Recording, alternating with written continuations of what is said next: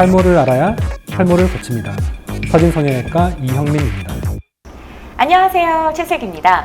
오늘도 역시나 성형외과 전문의 우리 이형민 대표 원장님과 함께 이 여성 탈모와 남성 탈모는 어떻게 다른지, 또 그에 따른 모발 이식 방법도 다를 것 같아서 그 부분 한번 여쭤보고 두피 반영구와 또 시너지 효과는 어떤지 개인적으로 굉장히 궁금해서 이 부분 한번 여쭤볼까 합니다. 오늘 준비되셨나요? 네, 열심히 답변해 드리겠습니다. 알겠습니다. 자, 그러면 남성 탈모와 이 여성 탈모가 어떻게 다른지 굉장히 궁금하거든요. 한번 설명해 주세요. 일단 남성 탈모, 여성 탈모 이렇게 성별로 이제 구분이 되긴 하지만은 사실 원인은 유전과 남성 호르몬이라고 보시면 됩니다. 네. 특히 남성 탈모, 즉 남성형 탈모는 사실 특이적인 패턴을 보이고요. 국소적으로 진행되는데 여성형 탈모는 전체적으로 밀도가 감소해가는 것이 특징이라고 볼 수가 있겠습니다. 아니 근데 최근에 이 여성 탈모가 증가했다고 하는데 그 이유가 무엇인가요? 두피 건강을 위협하는 환경에 더 노출되고 있지 않냐 이렇게 생각됩니다. 잦은 파마와 염색은 두피에 자극을 줄 수 있고요. 네. 또 황사나 스트레스, 또 심한 다이어트도 두피 건강을 위협할 수가 있기 때문입니다. 확실히 뭐 머리를 자주 하시는 분들은 그런 걱정을 좀 더 많이 할 것 같은데, 그럼 남성과 이 여성에 따라서 탈모 치료 방법이나 이 모발 이식 방법도 달라지나요?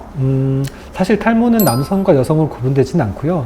물론 여성형 탈모라는 말이 있지만 이 네. 용어는 하나의 탈모 패턴의 이름으로 생각하시면 될 것 같습니다.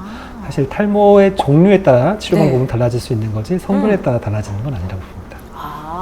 자, 그렇다면 이 서진 성형외과에서는 뭐 여러 가지 얼굴의 뭐 방향성이라든지 아니면 뭐 가르마 굉장히 고려할 부분들이 많은데 맞아요. 이런 부분을 하나하나 상세하게 살펴보고 모발 이식을 진행한다고 알고 있어요. 네. 근데 이렇게 꼼꼼하게 살펴보시는 이유가 뭐예요?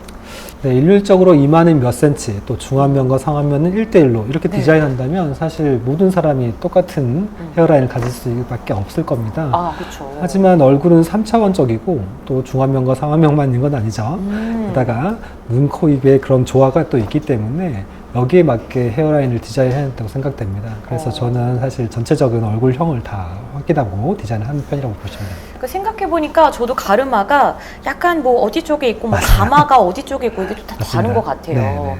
그러면 이 모발 이식 말고도 이 두피 반영구로도 탈모 스트레스를 좀 완화하는 방법이 있을 것 같은데 이 두피 반영구란 정확히 어떤 거인가요?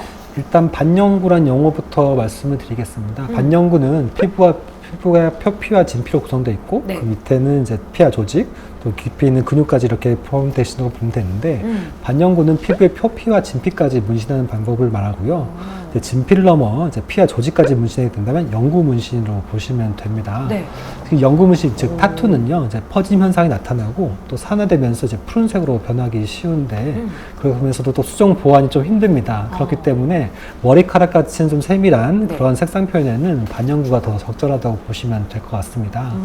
이런 반영구는 사실 밀도는 정상인데 머리카락이 가늘어서 상대적으로 부족해 보이는 분들, 네. 이런 분들에게는 오히려 반영구 시술이 도움이 될 수 있을 것 같습니다. 저도 머리가 되게 얇거든요.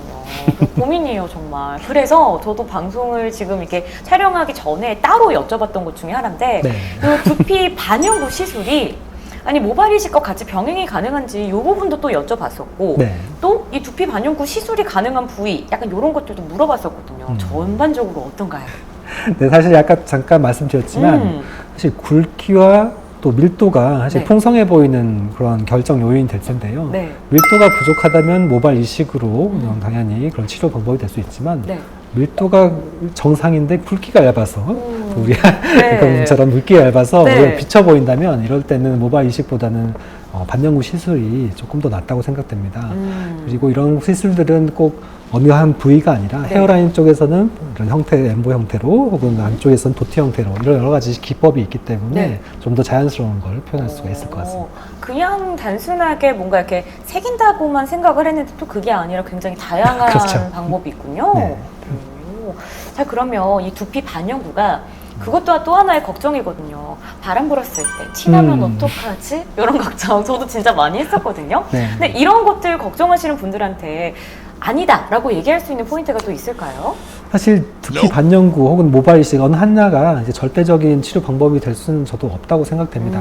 말씀드렸듯이 이제 굵기와 밀도의 그런 조화가 이제 모발의 그런 풍성함을 좌우할 텐데요. 네. 사실 아무것도 없는 상태, 지금 머리카락 없는 상태에서 네. 이제 2차원적으로 이제 그리거나 점을 찍는다고 해서 이렇게 자연스럽다고 보긴 좀 힘들죠. 그렇죠. 그래서 3차원적인 어느 정도 모발이 좀 있는 상황에서 이제 2차원적으로 이제 반영구 시술이 보완이 된다고 보시면 될 것 같습니다. 그러면 이 두피 반영구가 아무래도 모발 이식과 같이 보완이 되는 부분이다. 이렇게 알아두시면 좋을 것 같은데, 그러면 두피 반영구를 생각하시는 분들, 네. 내가 지금 받을 수 있는 상태인가? 요거 궁금하실 맞아요. 것 같은데, 네. 어떤 이제 그 상황에서 받으면 좋을지, 또 부작용에 대한 걱정도 있을 것 같은데, 그런 부분은 어떤가요? 네, 두피 반영구는 일단 의료용, 일회용 니들과 천연색소를 사용하기 때문에 굉장히 안전한 시술이라 보실 수 있습니다. 네. 그럼에도 불구하고 이제 개인에 따라 염증 반응이 다양하게 될 수 있기 때문에 그에 맞는 치료가 필요할 수도 있겠습니다. 그렇기 때문에 킬로이드가 심하거나 아토피가 있는 분들은 시술을 하진 않는 것이 좋겠고요. 네. 이런 약물 치료가 필요할 수도 있기 때문에 임산부나 모유 수유 중이시면 끝난 이후에 하시는 걸 권해드리겠습니다.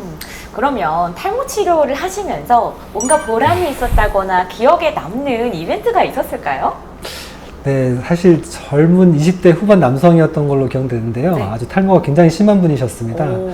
헤어라인은 물론이고 정수리, 가마까지도 탈모가 굉장히 심하게 진행돼서 사실 나이에 비해서 너무 많이 나이 들어 보이셨는데 네. 이때는 너무 이제 대량 모발이 필요해서 절개와 비절개 채취를 동시에 했는데도 사실 정수리까지 커버하기 좀 불가능한 상태였어요. 네. 그래서 정수리 밀도를 좀 낮추고 가마 쪽에도 어느 정도 심어드리면서 이제 그쪽은 두피 반영 시술을 같이 하게 됐습니다.